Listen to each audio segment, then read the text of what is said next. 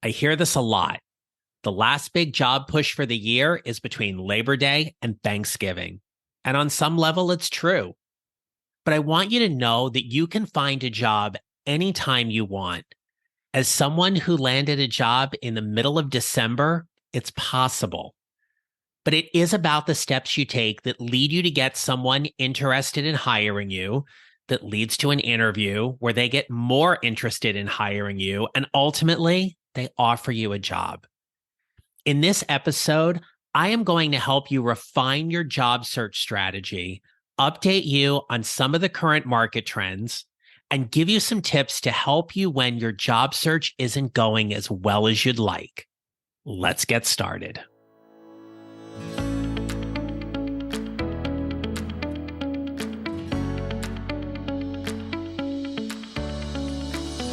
Hello, my friends. This is episode 177 of the Mid-Career GPS podcast. I'm your host, John Nerrill. I help mid-career professionals who feel stuck, undervalued, and underutilized show up to find a job they love or love the job they have by using my proven four-step formula. So if you're a listener who is admittedly getting ready for that big push to find that job between Labor Day and Thanksgiving, I've got a free guide for you on my website that's going to be very helpful and interesting to you. It's called 5 Mistakes Mid-Career Professionals Make and Need to Stop Doing. And the guide's going to help you focus on what really matters in your job search and career progression. You can check the show notes for links or visit my website, johnnerrill.com. Right there on the homepage, you're going to see a space to click on and download your free guide today. And let me help you figure out whatever is next for you and your career. And while you're on my website, make sure to check the resources tab for additional free and paid resources to help you as well. Now, whether you're actively job seeking or plan to before the end of the year, it's important to remember this: hope is not a strategy. Hint, this is one of the 5 mistakes in my mid-career guide. So go to the website and get that. But hope isn't a strategy. And I hear so much from people that they'll say, well, I'm hoping to find a job, or I'm hoping this networking thing is going to work out. Let's stop hoping and get more tactical and strategic in your job search. Every week, I hear from people who say they've applied for jobs online, they've networked, and they aren't getting any job offers. And then they'll say, well, I'll keep hoping something will work out. You do not need more hope. You need a better strategy. So let's talk about that. What's currently working in your job search strategy? Well, you might be somebody who is leveraging job boards such as LinkedIn or Indeed, and you're applying online. Well, that's fine, but know that that is not the most likely way people find jobs. So when we look at things like applicant tracking system response rates, or rather, I should say, when we look at response rates from companies where people have applied online, typically what we tend to see is somewhere between a 10 and 20% response rate, in part because of how strict the applicant tracking system or the AI might be. Now, if you can get that response rate to 30%, we say your resume is performing extremely well.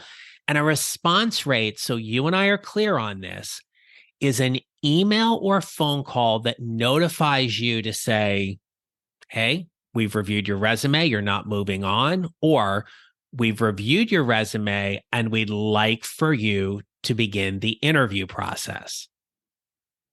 Now, while applying online is very quote unquote safe and you don't have to interact with a lot of people, it can also be very frustrating, especially in the current market. Well, a relatively recent article from Matt Youngquist in NPR called A Successful Job Search. It's all about networking. I believe it's from 2012. he writes that at least 70%, if not 80% of jobs are not published. And yet most people, goes on to quote, they're spending 70 or 80% of their time surfing the net versus getting out there, talking to employers, taking some chances, and realizing that the vast majority of hiring is friends and acquaintances, hiring other trusted friends and acquaintances. Well, when I looked at that and I researched for this episode, it brings up so many wonderful points that if you know someone within the organization that can advocate for your candidacy, and by advocating, here are the things that they most likely will do.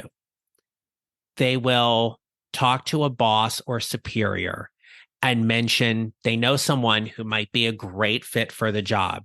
This has certainly happened in my career, and I've done this for other people where I've said, hey, this is this person's background. I think they'd be a really great candidate because, and I list 3 particular points, and then they're told they still have to apply. But what happens in that case is that typically somebody in HR or the hiring team will be on the lookout for that application and they will pull that resume. So that person more than likely will get some type of initial screen or interview as part of the process. Well, leveraging your network in finding out who's working where, who do you know, who's willing to advocate for you, you always want to go and take a look at your warmest connections first, the people whom you directly know.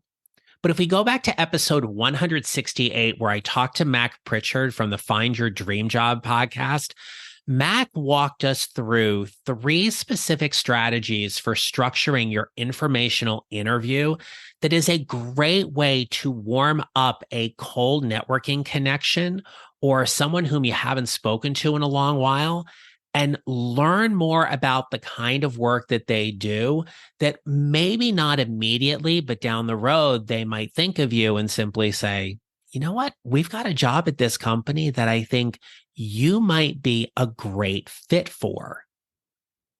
So you can apply online for jobs. You can apply through networking, and you can also leverage an informational interview. So you have to ask yourself, what's working in terms of your job search strategy? Well, let's also take a look at what's not working. What are you not doing? The story you are telling yourself and other people about how much time you're spending.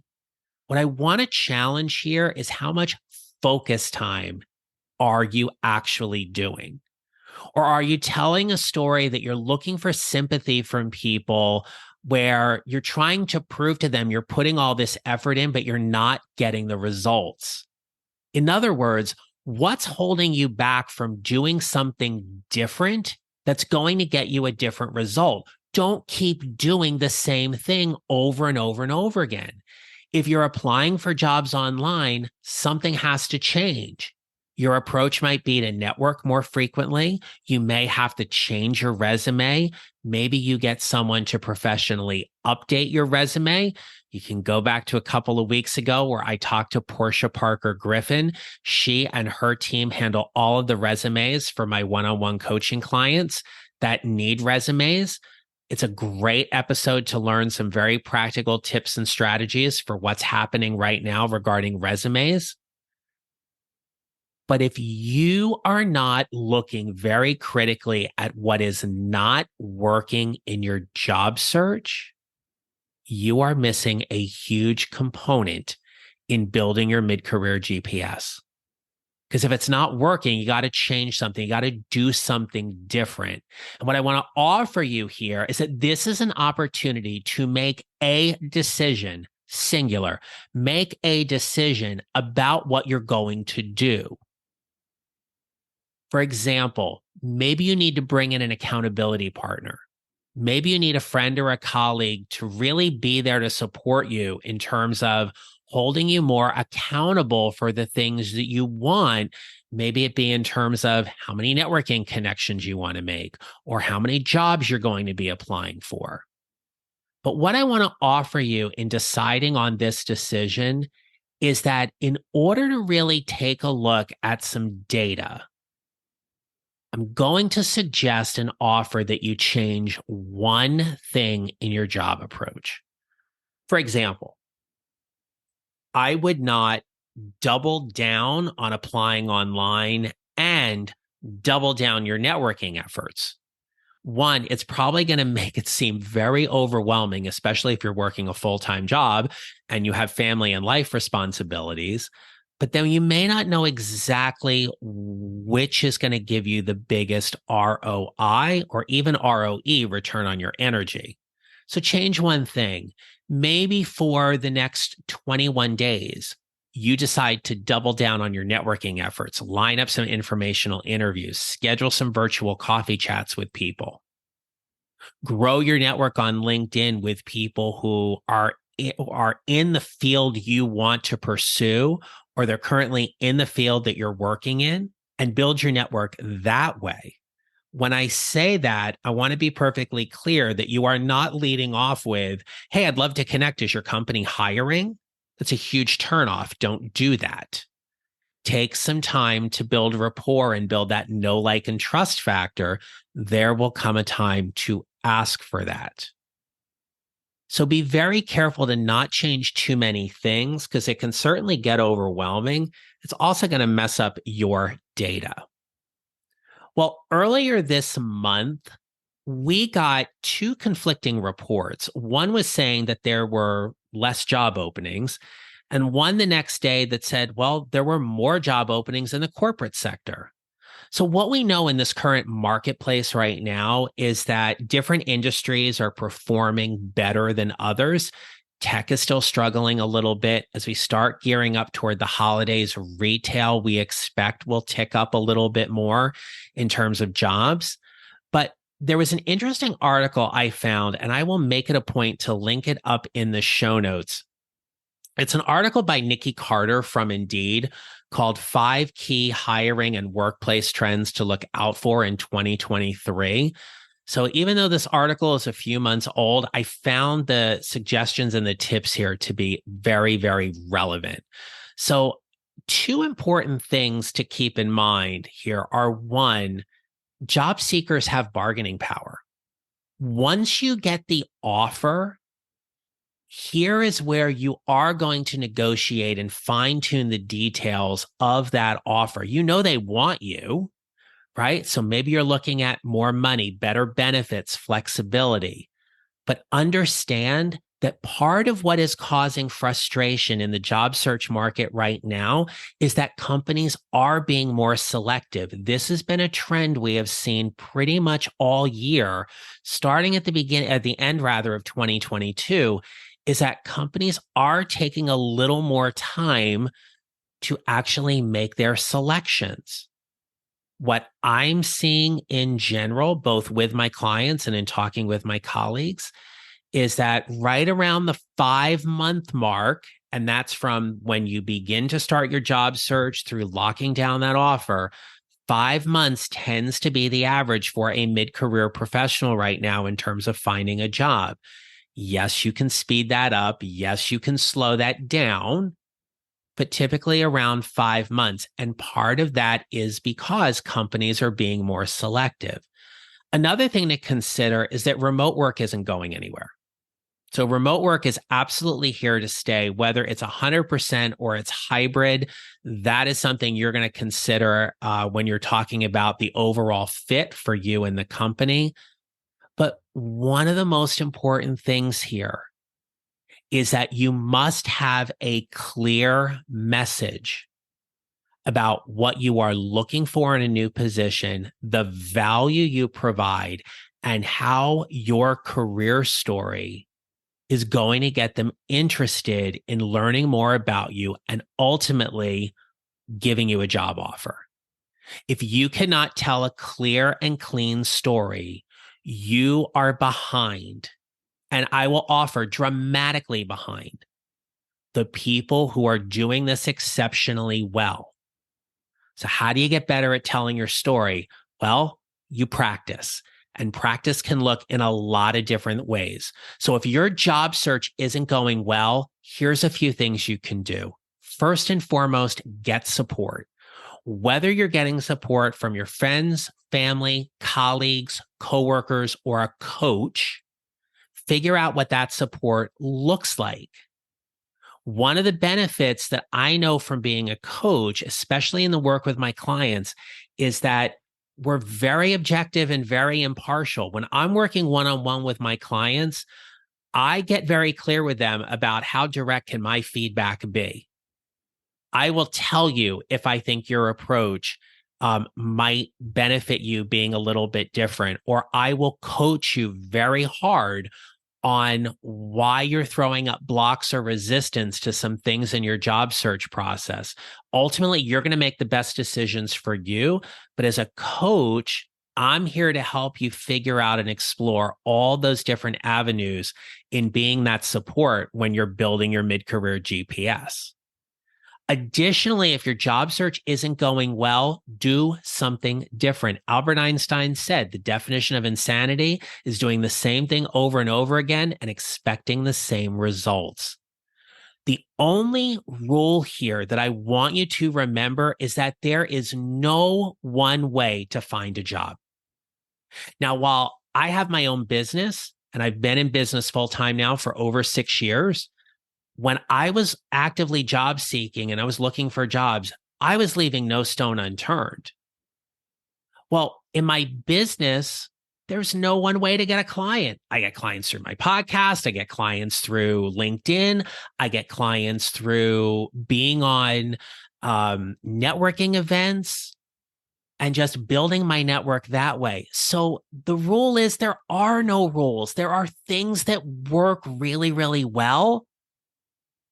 But I'm going to tell you this, my friends, if you are doubling down on applying online and you are not leveraging your network, your timeline for finding a new job is more than likely going to be longer than what you want, especially if you're dealing with a 10 to 30% response rate.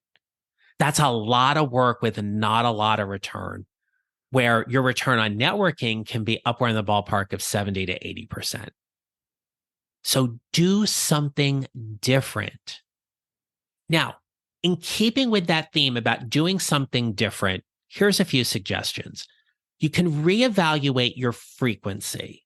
In other words, scaling up or down on your job search or your networking efforts. So maybe you only look for jobs 1 day a week because you're giving yourself a little bit of a break. But if you are giving yourself, if you're only doing it, say 1 day a week, then you may go to 2 days a week. I do not believe or support that you should be looking online for jobs 5 days a week. One of the things that I coach my clients on is we build a job search strategy that typically means they look for jobs online 2 days a week, and the other 2 days of the week, they apply for those positions. Because more than likely, companies are posting jobs in multiple places, and it's the same position. So your brain is going to see a job in Indeed and Glassdoor and Monster and LinkedIn, and you're now going to think you're just seeing the same thing over and over again. Pick 2 job boards. I personally like Indeed and LinkedIn. Use them for your job search efforts. Let's say you look for a job on Monday, you apply on Tuesday. The only way you break that protocol is if that job closes on a Monday and you really like it, you apply for it on that day. So reevaluate your frequency. Another way to do something different is to expand your job search. So for example, if you're looking for jobs at the senior manager level, you may want to consider looking at the level above or below senior manager.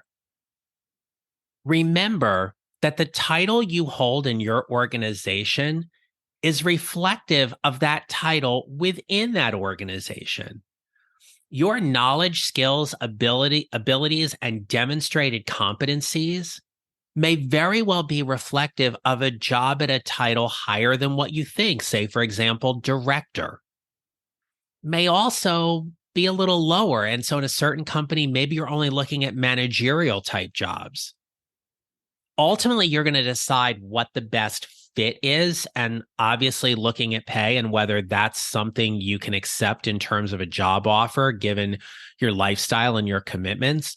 But broadening your job search can absolutely bring some fresh air into your search. You may also find that you may be getting more calls or invites to interviews. I want to offer you this additional caveat. And it's something that personally happened to me with the last job that I held. You may like the company. You may apply for a job that you don't necessarily think you're qualified for. You may still get an interview. And I offer that because in getting that interview, you may never know where that job will lead.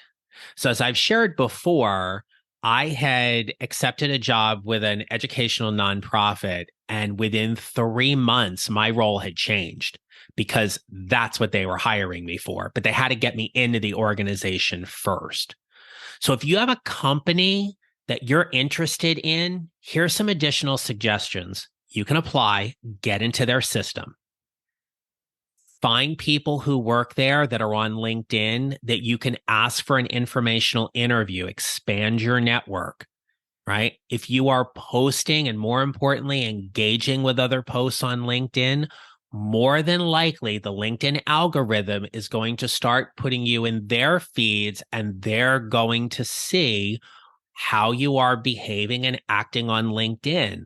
Are you adding value, sharing interesting thoughts and ideas?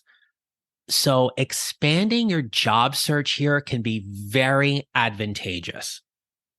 If you are applying online and you are not getting any kind of traction whatsoever, I would offer that it is in your best interest to get your resume professionally reviewed and or rewritten based on the job postings you are applying to online. Let an expert take over here. Let an expert like Portia Parker Griffin that I interviewed a couple episodes ago and actually was replayed for one of the best of episodes.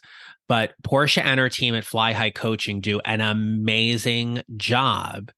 And as I say in the episode, they're also extremely affordable. It's going to save you a lot of time, but it's going to help you do something different that you're going to get some different traction than what you are now. Another thing, though, is when you're networking, have better and clearer networking conversations. So what I mean by this is you'll see people on LinkedIn every now and then post that they're looking for a job. They'll put their resume in there and they'll be like, hey, I'm looking for a job. Well, if people don't know you, it's really not going to work to your advantage. A very, very small likelihood that it would, because it just doesn't yield great results. But once a month, if you said, hey, I'm actively looking for jobs in this sector, this field, I'm looking for an opportunity to connect with people, that might get you some traction. What I often find works a whole lot better is if you put that green open to work banner on your headshot. So recruiters will notice, hiring managers will notice, and let's acknowledge here that there is no shame in looking for a job right now in this market, especially if you are unemployed. Over the last 3 years, and thank you, pandemic, for this one, this is one of those things where it is more common to see people looking for a job, and that stigma is gone from doing that. So I would offer, if you're not using that open to work banner, please go ahead and do that. Additionally, you can ask for feedback. So ask for feedback from your friends, your colleagues. Obviously, in a coaching relationship, it's one of the things that I often do from time to time is share very specific feedback, especially when we're having a very tactical or strategic type session. in that. But if you're not getting feedback, you're not getting any input or intel from other people who might have a different perspective than you in terms of how you are approaching your job search. Keep in mind that very, very rarely, and I'm almost going to say you're never going to get it, but I've seen people do this though. It is extremely difficult to get feedback from a hiring manager or company as to why you did not move on in a hiring round, be it first round, second, or third. They typically just do not offer feedback for this reason. They can't provide a same experience to everyone. And so if it looks like they're showing favoritism, which obviously out of the kindness of their heart, you're hoping that they're just going to give you something to hold on to, they typically don't offer that feedback for legal reasons. So understandably frustrating for you, but also let's acknowledge where the company side is there as well. So feedback can be a little difficult, but you can certainly get feedback from your friends, colleagues. Informational interviews can also be great feedback sessions as well, depending on how that is structured. And the other thing here, and oh gosh, this is so hard. And I know this episode's gone a little bit longer than what I had initially planned, but hopefully you're staying with me and you're getting really great value out of this. Stop being needy. What I want to offer you here is if your job search isn't going well, I need you to get in touch with how needy you are being. Neediness and graspiness comes out in interviews or even in cover letters and applications where you'll see people say things like, oh, you should hire me because I'm a hard worker. I know I've been out of work for a while, but I really need this job. And I know I'll be great for you. Okay, well, if somebody walked up to you and you didn't know them and they were like, you should marry me, you would run. I know I've said that before on the podcast, but I can't emphasize that enough. Neediness and graspiness is a huge turnoff. It's a huge turnoff for us in personal relationships. So why would we do it in professional relationships? This is where getting feedback from a colleague, a friend, or a coach can be extremely helpful.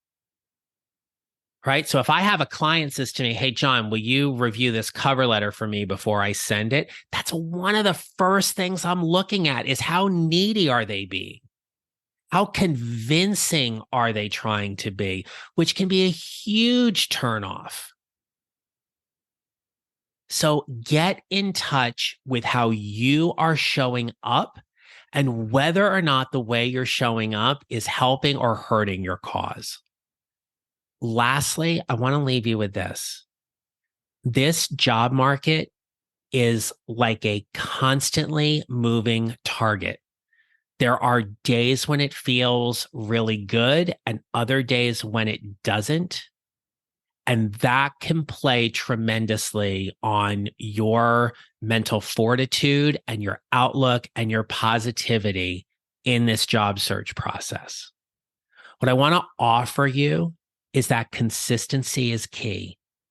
Consistency and doing it in a way that is leveraging and getting you results, whether it be through applying online, networking, seeking out informational interviews, consistency is key.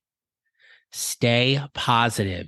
If you need that moment where you're like, I got to take a knee, I'm done, this job search sucks, I need a pint of ice cream, like whatever that is, you can give yourself that pity party. You can give yourself that moment. But my friends, I'm going to need you to get right back on it. It is okay to feel disappointed and frustrated in your job search. It is part of the process. But what I need you to do is just to get through that and look at your approach.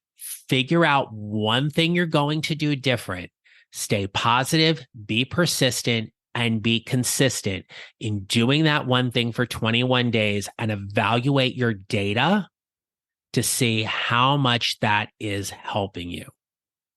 Now, it goes without saying, if you're frustrated in your job search and things are not working and you're looking for some help from a career coach, I would love to talk to you.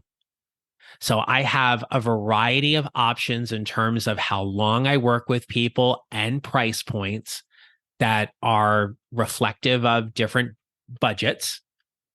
And if you're interested and you want to learn a little bit more how I can help you, simply email me. Email me at john@johnnarroll.com. And in the subject line, put, I need your help. And what I will do is we will schedule a 15-minute qualifying call to see if you're a great fit for coaching and what your specific needs are and whether or not I can help you. Now, if I can't help you, I've got a phenomenal network that can. And I offer that to you because sometimes I'm not the best fit for a coach for everybody. Sometimes my fee structure isn't in line with what they're thinking, or they're looking for some different options. And so that's why I'm very happy to make referrals if I'm not the right coach for you. But I'm going to tell you, 9 times out of 10, I'm your guy. I'm the one that's going to be able to help you. And building that mid-career GPS very tactfully and strategically, and doing it in a way that methodically gets you from point A to point B. I have seen it proven time and time again. When my clients reach out and they say to me, I got promoted, I got a job, I'm so excited. All those things. So if you're interested in connecting further, just email me at john@johnnarroll.com. Let's set up a 15-minute phone call and let's see how I can help you build your mid-career GPS to whatever is next. Hope you enjoyed the episode. I know I went a little bit longer today, but thank you for staying with me. My friends, remember this. We build our mid-career GPS 1 mile or 1 step at a time, and how we show up matters. Make it a great rest of your day. Thank you for listening to the Mid-Career GPS podcast. Make sure to follow on your favorite listening platform. And if you have a moment, I'd love to hear your comments on Apple Podcasts. Visit johnnarroll.com for more information about how I can help you build your mid-career GPS, or how I can help you and your organization with your next workshop or public speaking event. Don't forget to connect with me on LinkedIn and follow me on social at John Narroll Coaching. I look forward to being back with you next week. Until then, take care, and remember, how we show up matters.